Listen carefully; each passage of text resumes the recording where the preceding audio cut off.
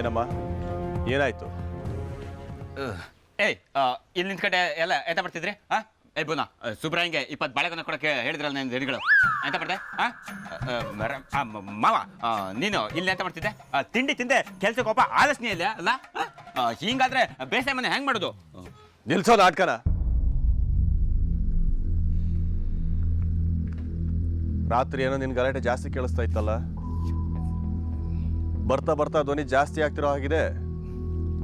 ಏನ್ ಸಮಾಚಾರ? ಕೇಣಿ ದನಗಳ ಹಂಗೆ ಹೋಲ್ದಿಂದ ಬಂದವನಿಗೆ ಯಾವ ದೆವ್ವ ಮೆಟ್ಕೊಂಡಿತ್ತು ಅಂತ ಹೇಳಿ, ರಾತ್ರಿ ಕುಡ್ಕೊಂಡಿದ್ದ ಹೊಟ್ಟೆಗೆ ಎಂತ ಪರಮಾತ್ಮ ಇದೆ ಅಂತ ಹೇಳಿ. ಹಂಗೆಲ್ಲ ಎಂತ ಇಲ್ಲಿಯ ಮಾವ ದಣ್ಗಳೇ, ಅದು ಹಾಗೆಲ್ಲ ಎಂತ ಇಲ್ಲ. ಅದು ನೆನೆ ಕಾಲದಲ್ಲಿ ತುಂಬ ಸುತ್ತಾಡಿದ್ನಲ್ಲ, ಕಾಲು ನೋವು ಬಂದಿತ್ತು.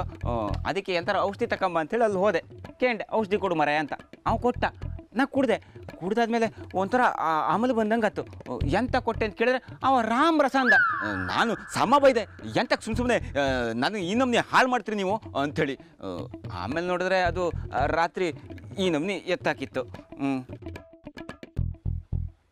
ರಾಮ್ ರಸ ಕುಡಿದ್ರೆ ರಾಮನ್ ಥರ ಸರಿ ಇರಬೇಕು, ಅಥವಾ ಕುಂಭಕರ್ಣನ್ ಥರ ನಿದ್ದೆ ಮಾಡಬೇಕು. ಆ ಥರ ಇರಲಿಲ್ವಲ್ಲ ತಾವು? ಪುನಃ ಸುಮ್ದಿರ, ನಿಂಗೆ ಅಂತ ಗೊತ್ತಾ ರಾಮ್ ರಸ ಕರಾಮತ್ತು?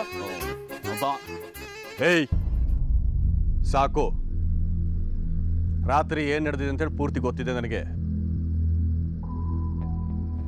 ಆದರೂ ಒಂದ್ಸರಿ ಒಳ್ಳೆ ಮಾತಿನಲ್ಲಿ ಬುದ್ಧಿ ಹೇಳಬೇಕು ಅಂತ ಹೇಳ್ತಾ ಇದ್ದೀನಿ. ನೆನ್ನೆ ಏನ್ ನಡೀತೋ ಅದೇ ಕೊನೆ. ಇನ್ಮೇಲೆ ಯಾವತ್ತೂ ನಿನ್ನ ಚಟಗಳು ಈ ಮನೆಯಲ್ಲಿ ಕಾಲಿಡಬಾರ್ದು. ಹಗಲಾಗ್ಲಿ ರಾತ್ರಿ ಆಗಲಿ ನಿನ್ನ ದೊಂಬರಾಟ ಚೀರಾಟಗಳೆಲ್ಲ ಕೇಳಬಾರ್ದು. ನಿನಗೇನಾದರೂ ಸಮಸ್ಯೆ ಇದ್ರೆ ನನ್ನ ಹತ್ರ ಬಂದು ಹೇಳು. ಅದನ್ನು ಬಿಟ್ಟು ಹೆಣ್ಮಕ್ಳ ಮೇಲೆ ಬಲ ಪ್ರಯೋಗ ಮಾಡೋದಕ್ಕೆ ಹೋದ್ರೆ ಆಮೇಲೆ ನಾನು ಬೇರೆ ದಾರಿನಲ್ಲಿ ಉತ್ತರ ಹೇಳಬೇಕಾಗುತ್ತೆ. ಹುಷಾರು. ಇನ್ಮೇಲೆ ಬೆಳಗ್ಗೆನೆ ಈ ಮನೆಯಲ್ಲಿ ಈ ಥರ ಪಂಚಾಯಿತಿಗಳೆಲ್ಲ ಆಗಬಾರ್ದು. ಕೆಲಸ ನೋಡ್ಕೊಳ್ಳಿ. ಮಾಮಶ್ರದ್ಧ,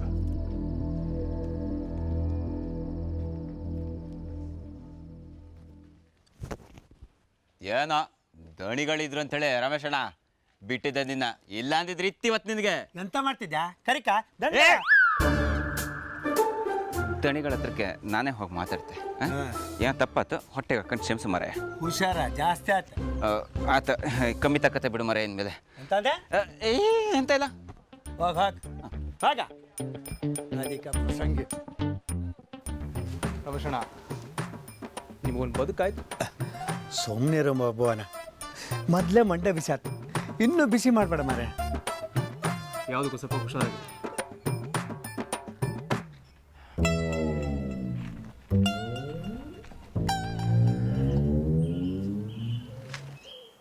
ದೇವ್ರೆ, ನನ್ನ ಮಗಳ ಭವಿಷ್ಯ ನಿನ್ನ ಕೈ ಹಂಗೆ ಇತ್ತ. ನನ್ನ ಮಗಳನ್ನ ನೀನೇ ಹುಷಾರಾಗಿ ಕಾಪಾಡ್ಕ. ಬಿಡು ಭುವನ್, ಆ ವಿಷಯ ಬಿಡು. ಹೇಳು, ಏನು ಬಂದಿದ್ದು? ಅದನ್ನು ಬಿಡಿ, ನೀವೆಲ್ಲಿದ್ರಿ ಹೇಳಿ.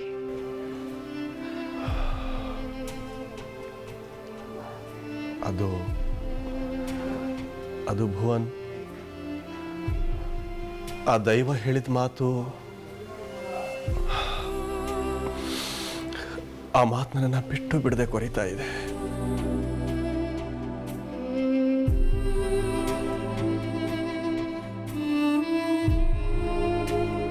ಓ, ನಿಮ್ಮ ಮಗನ ವಿಷಯನಾ?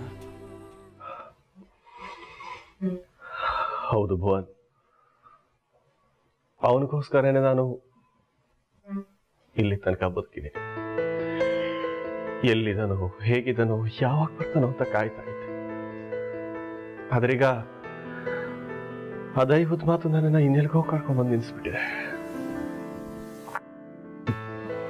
ನನ್ನ ಮೊದಲಿನ ನೋವೀಗ ಹೊಸದಾಗಿ ಬದಲಾಗಿದೆ. ಕರುಳು ಬಳ್ಳಿ ಕಾಲಿಗೆ ಸುತ್ತಕೊಂಡಿದೆ ಅಂತಂದ್ರೆ ಏನರ್ಥ? ನಾನು ಯಾರಿಗೆ ಹೇಳಿ? ಒಂದು ಗೊತ್ತಾಗ್ತಿಲ್ಲ ನನಗೆ. ದೈವದ ಮಾತು ದನಗಳೇ, ತಳ್ಳ ಹಾಕಕ್ಕಾಗಲ್ಲ. ನಂಬಿಕೆ ಅನ್ನೋದು ಹೇಗೆಲ್ಲ ಕಟ್ ಹಾಕ್ಬಿಡುತ್ತೆ ನೋಡಿ ನಮ್ಮನ್ನ.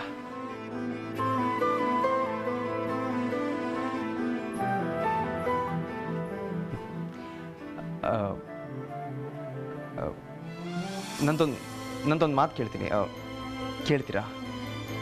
ಇದೊಂದು ಸಲ.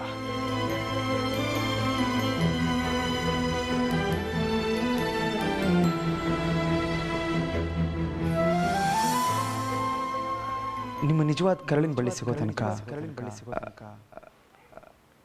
ನನ್ನೇ ನಿಮ್ಮ ಮಗ ಅನ್ಕೋತೀರಾ?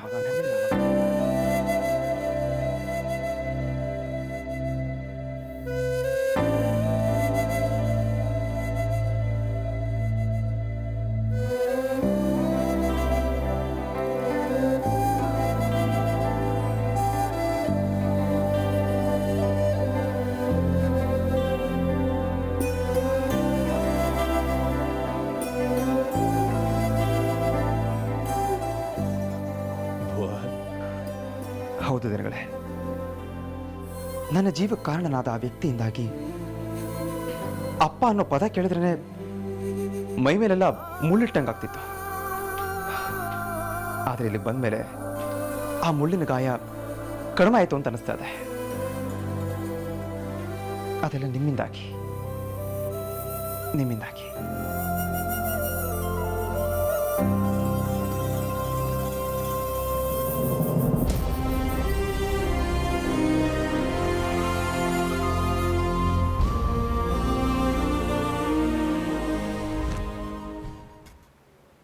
ನಿಮ್ಮ ಮಗನ ಸಮಾನಕ್ಕೆ ನಾನು ಬರದೇ ಇದ್ರು ನಿಮ್ಮನ್ನ ನನ್ನ ತಂದೆಗಿಂತ ಹೆಚ್ಚಾಗಿ ನೋಡ್ಕೋತೀನಿ.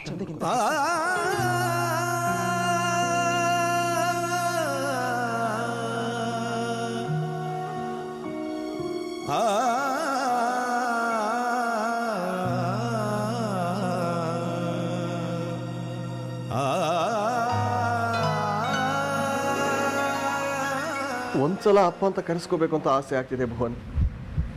ಕರೀತೀಯಾ?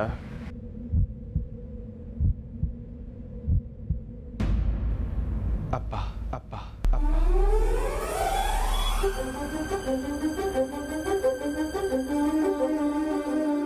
ಅಪ್ಪ ಅಂದ್ರೆ ಆಕಾಶದಷ್ಟಗಲ, ಭೂಮಿ ಎಷ್ಟು ತಾಳ್ಮೆ ಅಂತೆಲ್ಲ ಮಾತಾಡ್ಕೊಳ್ಳೋವಾಗ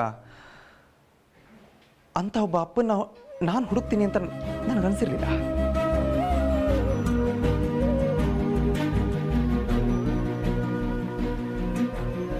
ಆದ್ರೆ ಇವತ್ತು ನನ್ನ ಕಣ್ಣು ಮುಂದಿನ ಅಂತ ವ್ಯಕ್ತಿತ್ವನ ಪ್ರತ್ಯಕ್ಷವಾಗಿ ಕಾಣ್ತಾ ಇದ್ದೀನಿ.